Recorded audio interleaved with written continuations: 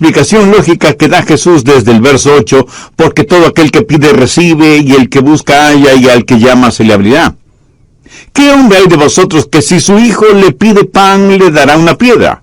¿O si le pide un pescado, le dará una serpiente? Pues si vosotros, siendo malos, sabéis dar buenas dádivas a vuestros hijos, ¿cuánto más vuestro Padre que está en los cielos dará buenas cosas a los que le pidan?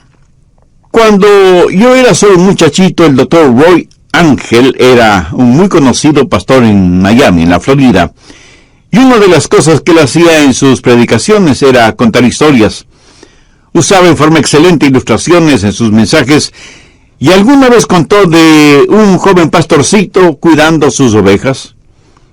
Un día ese joven pastor vio en el suelo una flor de increíble belleza. Se arrodilló para mirar más de cerca esa flor y le fascinó tanto que con sumo cuidado la sacó con raíz y todo del suelo, y poniéndose de pie y teniendo la flor en la palma de sus manos, la contempló más de cerca. Cuando así lo hizo, una montaña cercana pareció que se abrió por la misma mitad. Unas enormes puertas se abrieron de par en par en la montaña, y los brillantes rayos del sol iluminaron toda clase de tesoros en esa montaña abierta. El pastorcito jamás había visto nada semejante, así que, dejando la flor en el suelo, fue hacia ese tesoro, y comenzó a recoger en su manto rubíes, diamantes, esmeraldas, zafiros, perlas, oro y plata. Su manto estaba repleto de ese tesoro. Él no era más que un pobre pastor, pero ahora iba a ser un rico pastor. Y con ese fabuloso tesoro comenzó a bajar la montaña, cuando escuchó una voz que le decía: «No te olvides de lo mejor». Y él, mirando a su alrededor, se preguntó: ¿qué puede haber algo mejor de lo que ya tengo? Y siguió su marcha, pero escuchó nuevamente la voz: «No te olvides de lo mejor». Esta vez no hace ningún caso a la voz, y corriendo más que caminando, desciende de la montaña. De pronto, con gran estruendo, las enormes puertas que vio en la montaña se cerraron, y la montaña desapareció completamente. Y el momento que la montaña desapareció, también desapareció el fabuloso tesoro que creía tener en su manto. Y volvió a escuchar la voz que le dijo: lo mejor era la flor, porque la flor era la llave para abrir la montaña, y tú dejaste esa flor allá en el suelo, en la montaña. Por supuesto, es solo una ilustración, un cuento, una fábula, una parábola. Usted llámela como quiera llamarla, pero escuche, lo mejor, la llave para abrir todos los tesoros del cielo es la oración.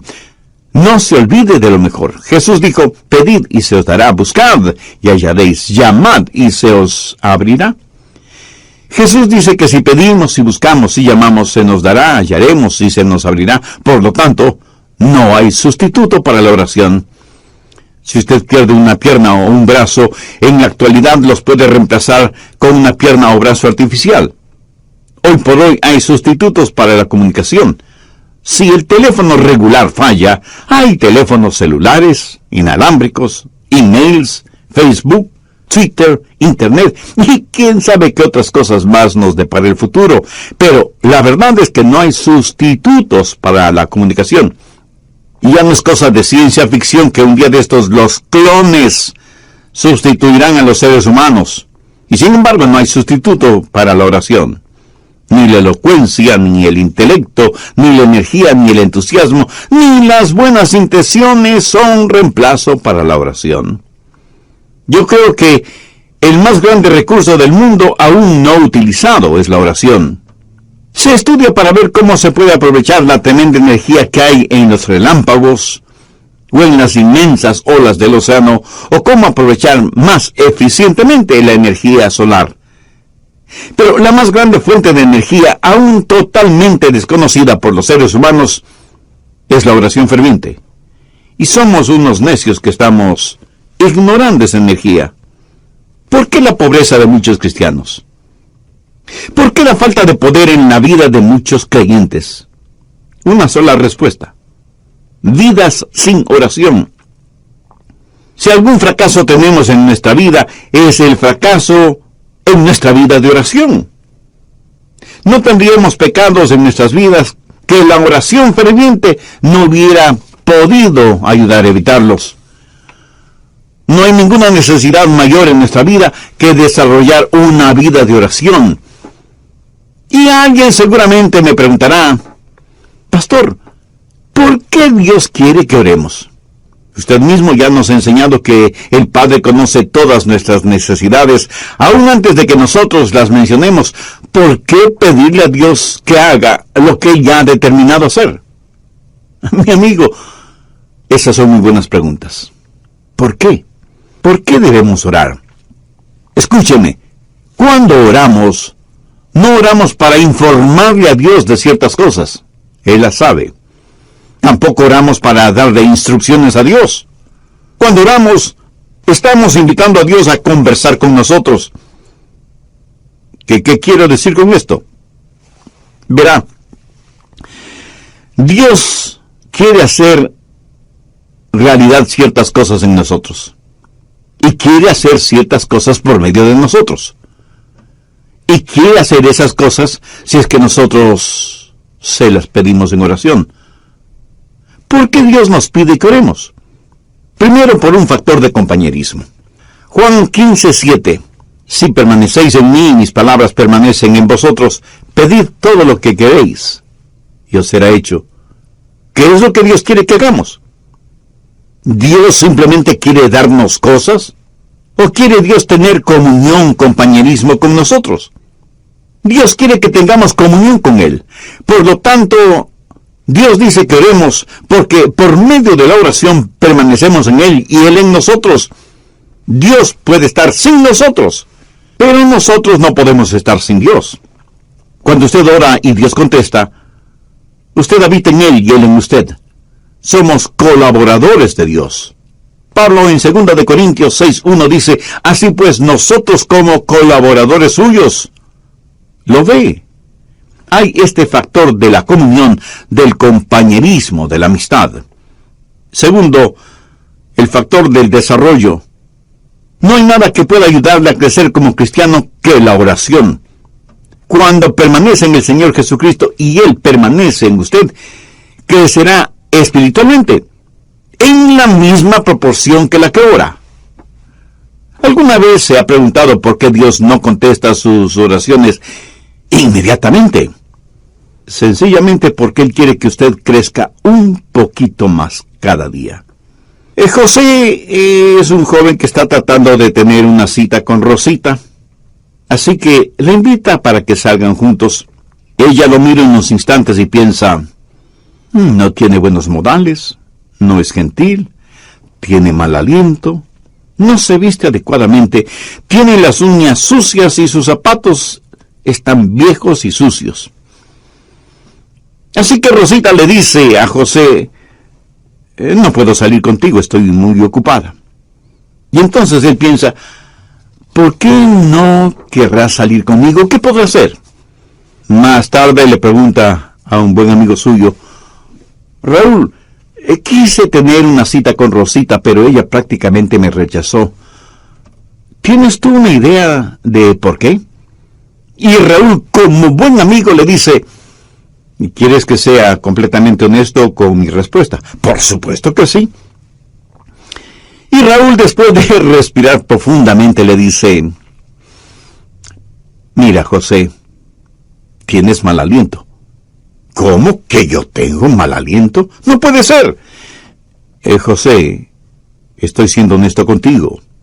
Y José va y compra un agradable enjuague bucal, usa una pasta dentífrica que refresca el aliento, y después de algunos días vuelve a invitar a Rosita, y Rosita vuelve a decirle que no.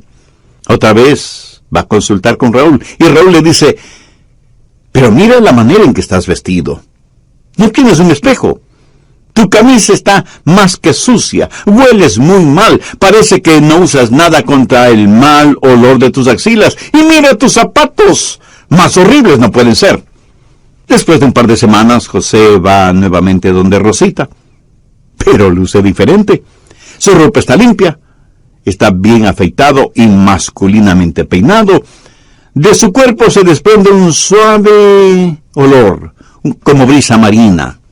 Sus uñas están recortadas y limpias, y sus zapatos parecen de charol. Y le dice: Rosita, ¿quieres salir conmigo? Te invito a tomar unos helados. Y casi no lo pudo creer cuando ella le contestó: José, me dará mucho gusto salir contigo. Y los dos tuvieron una tarde maravillosa. Sí, yo sé que esto es solo una ilustración, pero escúcheme. Algunas veces nos acercamos a Dios y simplemente le decimos: Dios, haz esto. Pero hay algo que Dios quiere que nosotros hagamos primero, y es orar, porque la oración ayuda a desarrollar nuestras vidas. Cuando Dios no nos da algo que le hemos pedido, enseguida preguntamos: ¿por qué Dios no contesta mis oraciones? Y el Espíritu Santo nos dice: porque hay pecado en tu vida, eres egoísta, eres carnal, te interesa más lo temporal y material que lo espiritual y eterno. Mi amigo, marque mis palabras. Hay un factor de desarrollo en nuestras vidas cuando oramos. Dios nos hace crecer por medio de la oración. Tercero, el factor de la dependencia en la oración. Dios nos hace crecer espiritualmente por medio de la oración. Jesús dijo en Juan 15:5, porque separados de mí, nada podéis hacer. Si Dios contestara nuestras oraciones automáticamente, no habría ningún crecimiento. Pero si nunca tuviéramos que orar, no habría ninguna dependencia. La oración es la forma en que nos fusionamos con Dios. Y esa es una maravillosa promesa. Pedid, buscad, llamad. Pero no solo una promesa que reclamar, sino un proceso a seguir. ¿Alguna vez ha puesto atención a los verbos en este versículo? Pedir, buscar, llamar. Eso es un proceso que va creciendo en intensidad. Pedir para recibir, buscar para encontrar, llamar para que se nos abra. Así, este versículo es una promesa y un proceso. La promesa de que Dios nos escuchará. Enfoquemos este punto. Usted se acerca a Dios y le pide algo. ¿Sabía que el más grande problema en la oración no es la oración no contestada, sino la oración no verbalizada? Muchos ni siquiera llegamos a pedir. Santiago 4:3 dice: pedís y no recibís, porque pedís mal. Pero la oración no verbalizada no solo es una tragedia, sino que es un pecado. El profeta Samuel dijo: lejos sea de mí que peque contra Jehová, cesando de rogar por vosotros. Una y otra vez la Biblia no solo nos invita a orar, sino que nos ordena orar. Busque Lucas 18:1. También les refirió Jesús una parábola sobre la necesidad de orar siempre y no desmayar. Y en Marcos 14:38, Jesús les dijo a los discípulos: velad y orad para que no entréis en tentación. Escúcheme, cada vez que pecamos es porque hemos fracasado en orar como debíamos hacerlo. Y Pablo dice que no debemos estar afanosos por nada, sino que debemos dar gracias por todo. Y que con oración y ruego debemos hacer conocer nuestras peticiones a Dios. La razón por la que estamos tan llenos de preocupaciones y ansiedades es porque no hemos aprendido a orar. Y porque cuando oramos pedimos lo que queremos y no lo que en verdad necesitamos. Una buena manera de probar si lo que pedimos es correcto o incorrecto es preguntándonos: ¿puedo pedirle esto a Dios? Si su propia respuesta es negativa, pues no se atreva a pedírselo a Dios.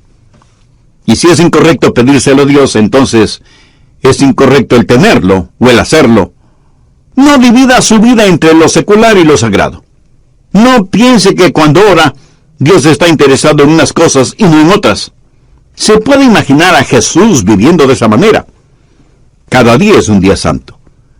Y cuando estamos en la voluntad de Dios, todo lo que pidamos en oración, le puedo asegurar que estará de acuerdo con la voluntad de Dios. Y si usted me pregunta: pastor, ¿Y qué de las cositas pequeñas? Porque yo oro solo por las cosas grandes. Mi amigo, ¿qué es pequeño o qué es grande delante de Dios? Debemos orar por todas las cosas. Sí, ore por la salud de su cónyuge o sus hijos, ore por su trabajo o su negocio, pero ore también por el fin de semana o las vacaciones con su familia. Pastor, ¿qué si es que quiero las cosas equivocadas? ¿Debo orar por eso? Por supuesto que sí. Pero ore para que Dios le quite ese deseo que tiene por las cosas equivocadas. Dios no le contestará a menos que usted le pida. Y eso significa que usted expresa un deseo. Pero cuando usted busca, eso es una experiencia descubierta. Verá, muchas veces pedimos las cosas equivocadas. Muchas veces no estamos en posición de pedir nada. Muchas veces las cosas por las que pedimos son totalmente desconocidas para nosotros. Así que la oración verdadera está eslabonada con la búsqueda. Y el propósito, la voluntad de Dios, pudiera ser que necesitamos buscar. Un día una señora me llamó y me dijo, Pastor, necesito que venga a mi casa. Tengo necesidad de que ore conmigo por algo muy importante. Así que fui a su casa y ella me dijo, Pastor, mi hijo es un borracho y a su esposa, mi nuera, le diagnosticaron cáncer. Le he pedido a mi hijo que venga para que usted ore por nosotros. Y ahí estábamos los tres, el hijo, la madre y yo, el pastor. Nos arrodillamos para orar. Ella oró, yo oré, y el hijo, un hombre de tal vez unos 35 años, me dijo, Pastor, usted no está orando. Yo pensé que había orado en voz muy baja, y por eso él no me había escuchado. Volví a orar, elevando el tono de mi voz, y sin embargo, él me dijo, Pastor, por favor, ore. Eso me incomodó en cierta forma, pero oré un poco más.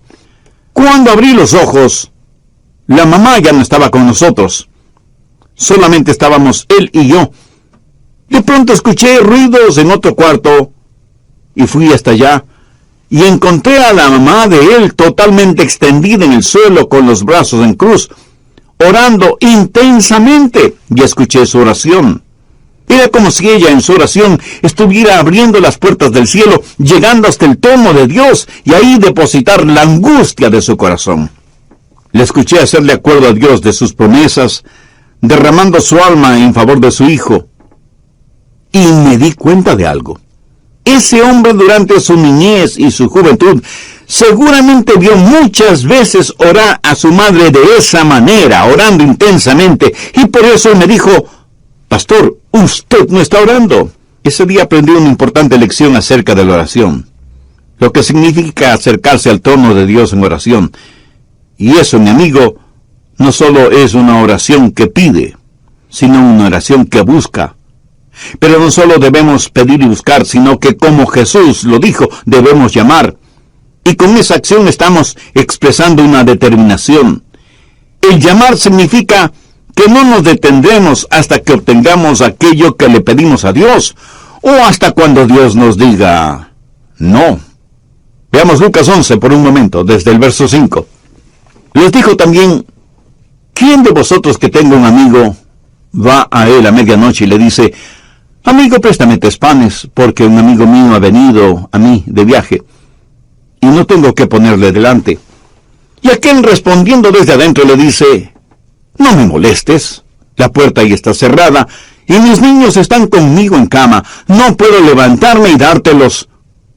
Os digo que aunque no se levante a dárselos por ser su amigo, sin embargo por su importunidad se levantará, y le dará todo lo que necesite. Esa es la parábola. Ahora mire los versos 9 y 10. Y yo os digo, pedid, y se os dará. Buscad, y hallaréis. Llamad, y se os abrirá. Porque todo aquel que pide, recibe. Y el que busca, halla. Y al que llama, se le abrirá. Ahora usted tiene que entender algo sobre esos tiempos. No hay nada que ofrecerle para comer. Y él asimismo en voz baja le dice, no te preocupes, querida, salgo de inmediato a conseguir algo. Y va donde su buen vecino Pedro, aunque ya casi es la medianoche. Golpea varias veces la puerta de la casa de Pedro, hasta que finalmente una voz bastante malhumorada dice: ¿Quién es y qué quiere? Pedro, soy Juan, y necesito que me prestes unos pocos panes. Por favor, no me molestes, ¿no sabes qué hora es? Pedro, necesito tu ayuda. Te digo que no me molestes. Ya estoy en la cama con mis hijos. Hagamos un paréntesis. Las casas en esos tiempos eran diferentes a nuestras casas en la actualidad. Por lo general, la parte de abajo, la que para nosotros sería el primer piso, era en verdad un establo. Por la noche ahí ponían a todos los animales para que el calor del cuerpo de todos esos animales abrigara la casa. Una especie de calefacción animal natural. Las familias vivían encima de ese establo y el espacio no era demasiado grande, por lo que todos dormían en un solo cuarto. Y cuando alguien se despertaba y se levantaba, pues despertaba todo el mundo. Y las cerraduras en esos tiempos eran muy complicadas. No era cuestión sencillamente de utilizar la llave. Había que bajar del segundo piso, despertando a todos, cruzar entre los animales, hacer un tremendo ruido quitando las seguridades de la cerradura. Así que para cualquiera no era fácil simplemente bajar y abrir la puerta. Pero Juan insistió e insistió hasta que Pedro, para que no le moleste más, le dio los panes que necesitaba. Lo hizo no necesariamente porque Juan era su buen amigo, sino porque Juan fue insistente. No aceptó un no como respuesta. Y de eso está hablando Jesús, de la persistencia en la oración. ¿Cuántos de nosotros oramos de esa manera? Note que en este versículo los verbos están en tiempo presente, lo cual significa manténganse pidiendo, manténganse buscando, manténganse llamando. La oración no es una carrera de velocidad, más bien es una larga maratón. En el Evangelio de Lucas capítulo 18, Jesús también habló acerca de una viuda que fue donde un juez injusto, buscando justicia. Este juez no tenía miedo de Dios ni de los hombres. Era un ateo, un juez ególatra. Y la viuda venía una y otra vez porque necesitaba hablar con el juez. Finalmente el juez falló a favor de la viuda porque, como ese juez mismo lo dijo, no quiero que me agote la paciencia. Esta ilustración la utilizó Jesús para poner de relieve que si un juez injusto puede actuar de esa manera, ¿cómo un juez justo no va a escuchar nuestras oraciones? Dios no es como un juez injusto. Y si Dios, el juez justo, nos contesta, no es para librarse de nosotros antes de que se le acabe la paciencia. Dios quiere que persistamos en la oración porque Él está haciendo algo en nosotros y por medio de nosotros. Y siempre vamos a encontrar a Jesús enseñando la persistencia en la oración. Y sea que usted lo entienda o no, es una enseñanza bíblica. Permítame también mencionar a la mujer sirofenicia que desde lo que es hoy el Líbano se acercó a Jesús para buscar ayuda para su hija que estaba poseída por un demonio. Es profundamente interesante la conversación de Jesús con esa mujer griega. Vayamos al capítulo 7 de Marcos, desde el verso 26. La mujer era griega y sirofenicia de nación, y le rogaba que echase fuera de su hija al demonio. Pero Jesús le dijo: deja primero que se sacien los hijos, porque no está bien tomar el pan de los hijos y echárselo a los perrillos. Respondió ella y le dijo: sí, Señor. Pero aún los perrillos debajo de la mesa comen de las migajas de los hijos. Entonces le dijo: por esta palabra, ve, el demonio ha salido de tu hija. Y cuando ella llegó a su casa, halló que el demonio había salido, y a la hija acostada en la cama. Cuando Jesús usó la palabra perrillos, hacía referencia a perritos mascotas. Note que la mujer no se siente ofendida por eso, y más bien le dice a Jesús que aún los perrillos Están felices de comer las migajas de pan que caen de la mesa. En el original, ella no usa la misma palabra que Jesús utilizó para perrillos. Ella usó una palabra que describe a un perro callejero, flaco y sarnoso. Por eso Jesús se sintió conmovido y le otorgó a la mujer lo que le había pedido. Durante las horas y estando en el monte, esto es una ilustración de la oración persistente de Elías, quien, juntamente con su criado, comenzó a caminar porque ya se escuchaba el sonido de una abundante lluvia. Ahora, ¿cómo saber cuándo pedir o cuándo dejar de pedir? ¿Cuándo buscar y dejar de hacerlo? ¿Cuándo llamar y dejar de hacerlo? Al respecto, permítame mencionar 3 pasos. Se detiene cuando Dios le da lo que usted ha pedido. A veces las respuestas de Dios son directas. Otras veces son diferentes. Algunas veces Dios demora sus respuestas. Otras veces simplemente las niega. ¿Pero cómo saberlo? Bueno, si Dios le otorga lo que usted ha pedido, ya no hay que seguir pidiendo, ¿no le parece? Pero algunas veces usted ora por algo, y aunque no lo tiene en sus manos, lo tiene en su corazón. Quiero decir, algunas veces Dios le dirá, ya lo tienes. Y usted tiene la seguridad de que lo que ha pedido a Dios ahora, ya se lo ha dado.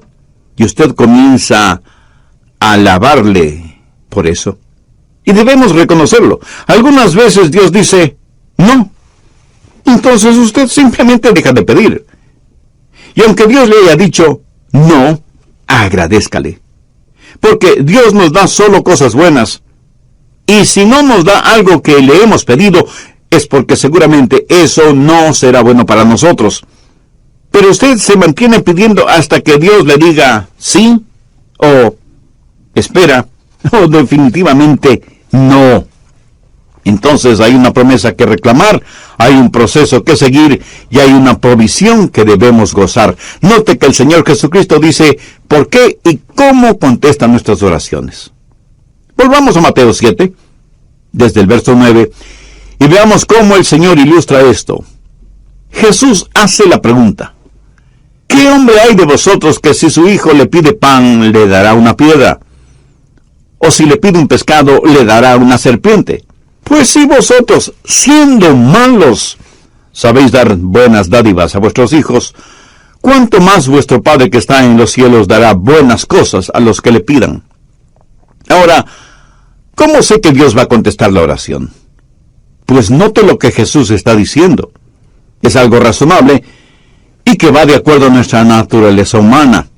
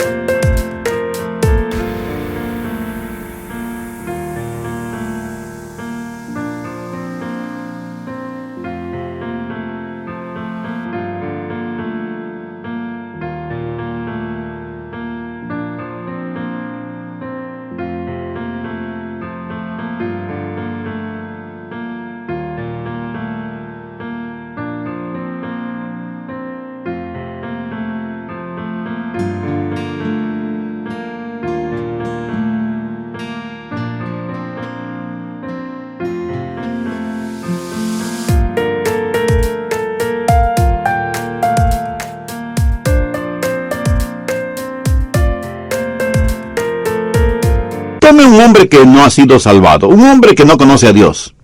Si sus hijos le piden comida, no les dará comida. Jesús dice que si nosotros, siendo malos, sabemos dar cosas buenas a nuestros hijos, ¿cuánto más nuestro Padre Celestial no nos dará cosas buenas si es que le pedimos? ¿Por qué sus oraciones serán contestadas? Pues porque Dios es bueno. Sabe eso con certeza en su corazón, en su mente. Dios es bueno. Dios se deleita en contestar sus oraciones. Dios quiere contestar sus oraciones porque nuestro Dios es un buen Dios. Pero Dios no solamente que es bueno, sino que además es sabio. Si usted le pide pan, tenga la seguridad de que no le dará una piedra. Él nunca nos dará algo que sea malo. En la Palestina abundan miles y miles de una roca.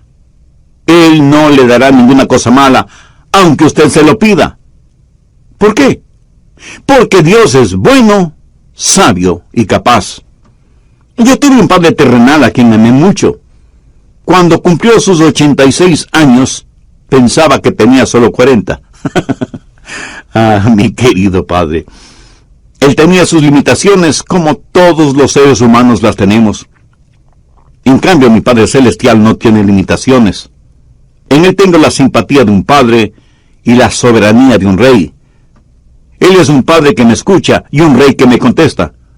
¿Por qué Dios contesta, escucha mis oraciones? Porque Él es un Dios bueno, sabio y soberano. ¡Qué poderoso Dios al que servimos! Nosotros somos unos necios si es que no aprendemos a orar. Jesús dijo que si pedimos se nos dará, si buscamos lo encontraremos, y si llamamos nos será abierto. La cosa más sabia que podemos hacer es aprender a orar. Es Dios su Padre Celestial.